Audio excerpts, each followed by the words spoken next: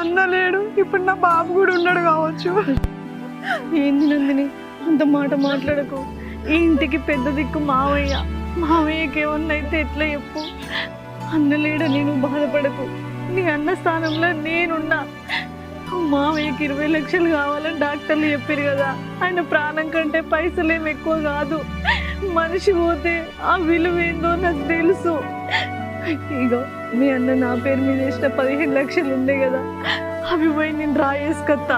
ఇంకో 5 లక్షలు అన్నో ఎన్నో అప్పు చేసి రేపటి వరకు ఉన్న పైసలన్నీ కట్టి మామయ్యకు ఆపరేషన్ చేపిద్దాం. నువ్వు ఏడవకు సరేనా? మామయ్యకి ఏం కాదు. నేను ఇప్పుడే బ్యాంకుకు పోయి పైసలు తీసుకొస్తా సరేనా? వచ్చినాక ఇద్దరం దవాఖాన పోదాం. అయ్యో వద్దు వదిన, అటు ఇటు తిరుగుతే నీకే ఆరోగ్యం మంచిగా లేదు. తీసుకొచ్చి నేను ఒక్కదాన్ని పోయేస్తా. సరే ఉండు, నేను తొందరనే వస్తా.